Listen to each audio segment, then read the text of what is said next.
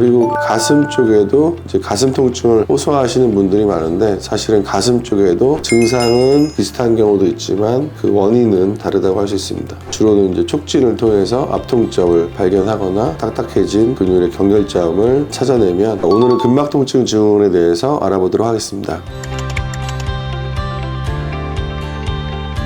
근막통증 증후군은 근육의 겉에 이제 근막이 있는데 이런 근막에 통증 유발점들이 생기면서 통증을 유발하는 그런 증후군을 얘기하는데요. 쉽게 얘기하면 근육이 뭉쳐서 통증이 발생하는 경우, 이런 경우를 근막통증 증후군으로 볼 수 있습니다. 통증 양상이 다양하게 나타날 수는 있죠. 이제 뻐근한 증상부터 쑤시는 증상, 여러 가지 증상들이 나타날 수 있고, 그리고 근막 통증 증과 함께 신경 압박 증상도 같이 나타나는 경우가 있어서 찌릿하다든지 칼로 찌르는 것 같다든지 저림 증상 등도 나타날 수 있습니다. 증상만으로는 감별하기 쉽지 않고 주로는 이제 촉진을 통해서 압통점을 발견하거나 딱딱해진 근육의 경결점을 찾아내면 그게 진단이라고 할 수 있겠습니다. 주로 많이 아픈 부위는 이제 어깨, 목에서 어깨로 이어지는 이런 승모근 부위, 이런 어깨 부위에도 이제 근육이 많이 뭉치는 부위고, 그리고 가슴 쪽에도 이제 가슴 통증을 호소하시는 분들이 많은데 사실은 가슴 쪽에도 근막 통증 증후군이 잘 발생하는 경우가 많고요. 그래서 굳이 심장 질환이나 폐 질환이 아니라도 가슴 통증을 유발하는 경우가 많습니다. 특히 이제 젊은 분들, 운동 많이 하시는 분들은 가슴 쪽에 통증이 발생하는 경우가 많다고 할 수 있습니다.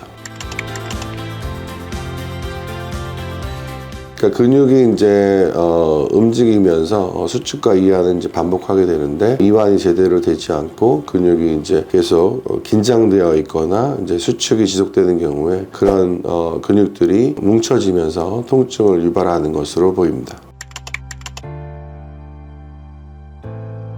진단에서 가장 중요한 것은 압통을 유발하는 그런 지점이 있는지, 그리고 실제로 근육을 촉진했을 때 단단한 부분이 만져지는지 그런 것을 위주로 보고 있습니다.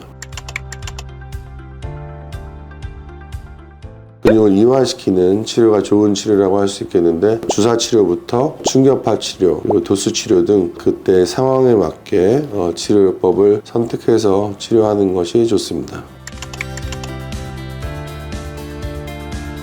대표적으로 이제 섬유근육통이 있다고 할 수 있는데요. 섬유근육통은 이제 통증에 대한 역치가 낮아지면서 가벼운 자극에도 뇌에서 통증으로 느끼는 그런 질환이라고 할 수 있겠고, 그에 반해서 근막통증 증후군은 실제로 이제 근육에 문제가 생겨서 그쪽에서 통증을 일으키는 것이기 때문에 증상은 비슷한 경우도 있지만 그 원인은 다르다고 할 수 있습니다. 하지만 근막통증 증후군과 섬유근육통의 그런 경계에 있는 분들도 간혹 보이기 때문에 이런 경우에는 어떤 부분이 좀 더 주의인지를 잘 판별을 해서 치료를 하는 것이 중요합니다.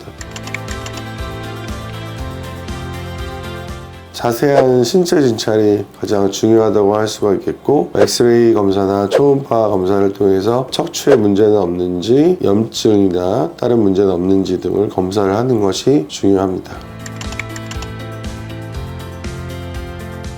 물론 완치가 가능하지만 현대인들은 이제 여러 가지 생활 습관상 어깨가 잘 뭉칠 수 있고 여러 가지 이런 근막 통증 증후군이 잘 발생할 수 있는 생활 습관이 있기 때문에 완치가 된다고 하더라도 자세를 고치지 않거나 생활 습관을 고치지 않는다면 재발할 수 있습니다.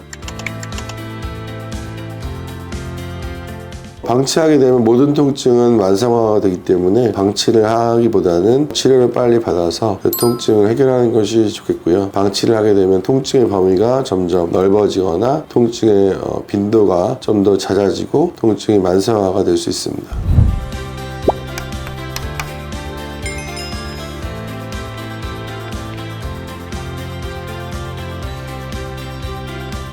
네, 오늘은 근막통증 증후군에 대해서 알아봤고요. 더 궁금한 점이 있으시면 댓글로 남겨주시면 답변 드리겠습니다.